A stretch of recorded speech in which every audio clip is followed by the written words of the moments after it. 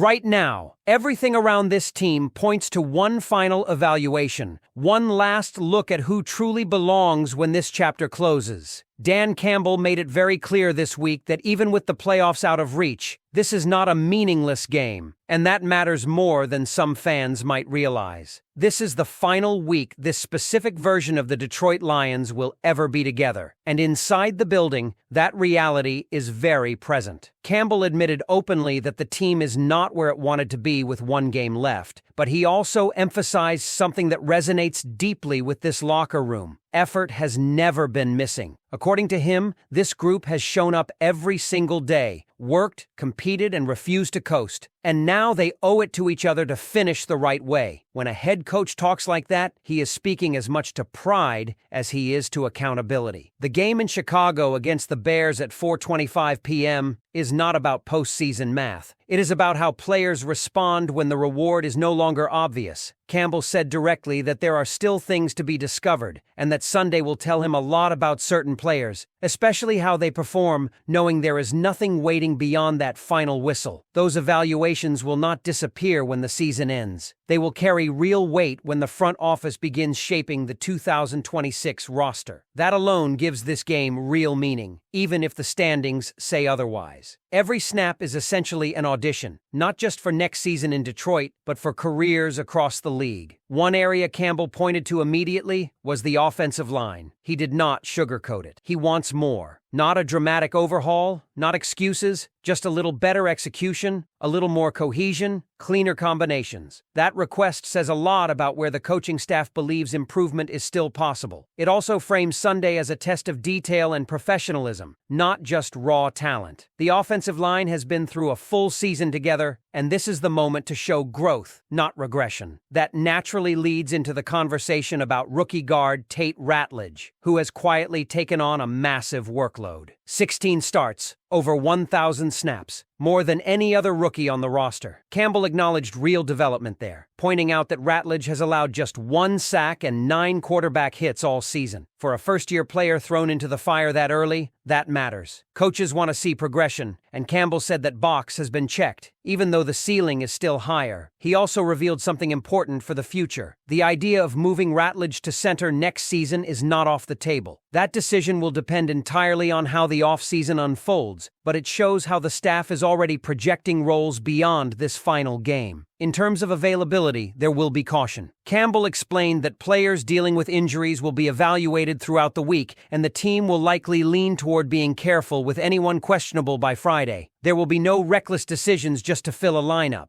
If someone cannot go, the next best option will play. At the same time, the staff will not force-feed snaps to younger players who have not earned them simply because it is Week 18. That balance between caution and competitiveness defines how this team wants to close the year. As for the opponent, this Bears team is not the same one Detroit handled 52-21 back in Week 2. Campbell was clear on that as well. Chicago has become far more polished on both sides of the ball. The most striking difference is their ability to take the football away. Since that early season matchup, the Bears lead the league with 32 takeaways and sit at a +22 turnover differential, best in the NFL. That is not random. Campbell described it as contagious, something that feeds itself and swings close games. Offensively, he noted that the early mistakes are gone. The Bears have grown comfortable in Ben Johnson's system, with a run game and play-action passing attack working together behind improved offensive line play. That combination will challenge Detroit's defense in ways Week 2 never did. This is where the first part of this story really sits. Not in excuses, not in future promises, but in how this team responds when there is no safety net left. Sunday is about pride, evaluation, and truth. When you listen to Campbell, you can hear that he is watching closely, not just the scoreboard, but effort, discipline, and who refuses to let the man next to him down when nothing tangible is on the line. From your perspective as a fan, what do you believe this final game should truly mean for the Detroit Lions? What makes this final stretch so revealing is that nothing is hidden anymore. There are no scenarios, no scoreboard watching, no emotional safety net of next week fixes it. What happens in Chicago will exist on film exactly as it is, and that film will follow players straight into the offseason. Campbell made it clear that he is studying how individuals compete when comfort is gone. That is often where a coaching staff separates players who are simply talented from players they can truly trust. When you hear him say there are still things to find out, that is not coach speak. That is a warning and an opportunity rolled into one. This game becomes a mirror. The offensive line, for example, is not being asked to reinvent itself. It is being asked to prove it can clean up details under pressure, even when the pressure is internal. Campbell's words about wanting just a tick more are powerful because they acknowledge effort while demanding precision. That is a standard-setting moment. Coaches remember who responds to that challenge and who drifts through it. When roster decisions come in the spring, those memories matter. Tate Ratledge sits right in the middle of that evaluation process. His season is already substantial by any rookie standard, and Campbell's praise was measured, not exaggerated. One sack allowed over more than 1,000 snaps is not noise. It is evidence. At the same time, Campbell stressed growth is still required. That balance is important. Ratledge is not being crowned, but he is being trusted. The fact that a potential move to center in 2026 is even being discussed tells you the staff sees versatility and intelligence, not just physical ability. Sunday is another rep in that long-term assessment, not a victory lap. The cautious approach to injuries also says a lot about how the Lions view this moment. They are not shutting things down, but they are not gambling with health either. Campbell's plan of next best player up reinforces competition without recklessness. No one is being handed snaps just because the calendar says Week 18. That preserves credibility inside the locker room. Veterans see it, younger players see it, and everyone understands the standard remains intact until the very end. Then there is the Bears factor, which cannot be overlooked. This is not about revenge or payback for a blowout that happened months ago. Chicago's identity has changed. Leading the league in takeaways and owning the best turnover differential in football reshapes how every opponent must play them. Campbell emphasized how contagious that style has become for Chicago, and that should immediately trigger concern for a Detroit offense that knows every mistake will be magnified. Protecting the football on the road against a defense built on momentum is not optional. It is survival. Offensively, the Bears' growth under Ben Johnson's system adds another layer of difficulty. Campbell specifically pointed to how the run game and play action now complement each other behind improved offensive line play. That tells you Detroit's defense will be tested structurally, not just physically. Eye discipline, gap control, communication, these are not glamorous elements, but they decide games like this. For Detroit, this becomes another evaluation point. Who stays locked in when misdirection is constant and mistakes are punished? All of this circles back to the core question hanging over this team. Who shows up when the reward is pride alone? Campbell's tone made it clear that he expects a real fight, not a symbolic one. He expects players to give everything they have one more time, because that is who they claim to be. This is not about salvaging a record. It is about closing a chapter with honesty. When the season ends, narratives will fly. Some will point to injuries, some to missed opportunities, some to what might come next. But inside that building, the staff will remember this week vividly. They will remember who practiced with urgency, who played clean football, who protected teammates, and who shrank from the moment. That is the invisible outcome of Sunday, and it may be more important than the final score. Now it's on you. How do you view this final game? What should it tell us about the future of this team? And which players do you believe have the most to prove when everything else is stripped away? Drop your thoughts in the comments, make sure you're subscribed, hit the like button if this breakdown helped you see the bigger picture, and keep your eyes on the screen because the conversation around this team is far from over. What also cannot be ignored is how moments like this shape the culture long after the season is over. Campbell keeps coming back to the idea of not letting the guy next to you down, and that is not accidental language. That is the backbone of how he evaluates leadership. When there's nothing external to chase, effort becomes a personal choice. This is where captains are revealed without the label, where role players show whether they are reliable, and where some hard truths quietly surface. Sunday is not loud, but it is heavy. From a coaching perspective, this is also a rare snapshot. You get to see how players handle honest adversity. No playoff buzz, no national spotlight hype,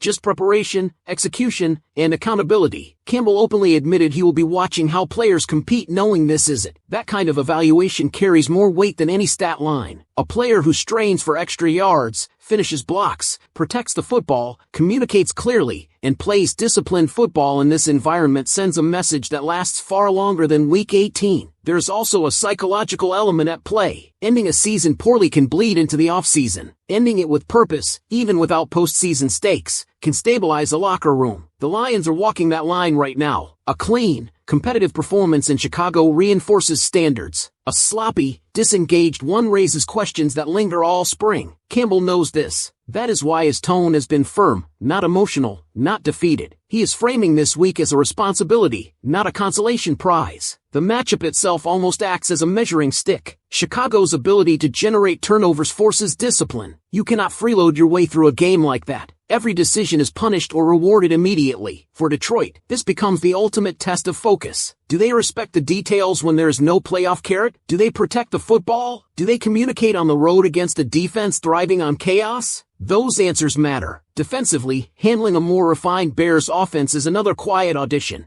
Discipline against play action, trust in assignments, and tackling fundamentals will define success. This is not about highlight plays. It is about whether the defense looks prepared or reactive. Coaches notice hesitation. They notice who adjusts on the fly and who needs to be told twice. Again, these moments do not show up in box scores, but they shape depth charts. When the clock hits 0, this version of the Detroit Lions is gone. That reality is not dramatic. It is factual. Some players will return, some will not, and the decisions behind that separation will be influenced by what happens in this final game. Campbell has been transparent about that. Sunday is not ceremonial. It is evaluative. As fans, it is easy to detach once the playoffs are off the table, but this is one of those games that quietly defines the offseason conversation. It tells you who can be trusted, who is trending upward, and who might be on the outside looking in when 2026 plans begin to take shape. That is why this game matters more than it appears on paper. So as you watch it unfold, watch the effort, the body language, the discipline, and the response to adversity. Another layer to this that deserves attention is how coaches interpret silence and noise inside a locker room like this. In weeks with playoff stakes, emotion is automatic. In a week like this, emotion has to be chosen. Campbell's comments hinted at that reality without spelling it out. He knows exactly who is vocal when things are hard and who fades into the background. He knows who still holds teammates accountable in practice and who starts looking ahead to the offseason. Those dynamics are not erased when the season ends. They become part of each player's profile moving forward. This is also where the coaching staff tests its own foundation. The message has been consistent all year. Compete, strain, play for each other. Now comes the moment to see if that message actually stuck. A team that plays fast, connected, and disciplined in this environment confirms that the culture is real. A team that looks fragmented confirms that work is still unfinished. Campbell understands that this is not just about players proving something, but about validating the identity he has been building. The Bears, in that sense, are the perfect opponent. Their turnover-driven style creates pressure without needing extra motivation. One careless decision can swing momentum instantly. That forces Detroit to show maturity. Can they stay patient? Can they avoid pressing? Can they execute without trying to manufacture big plays that are not there? These are habits that translate directly into future success or failure,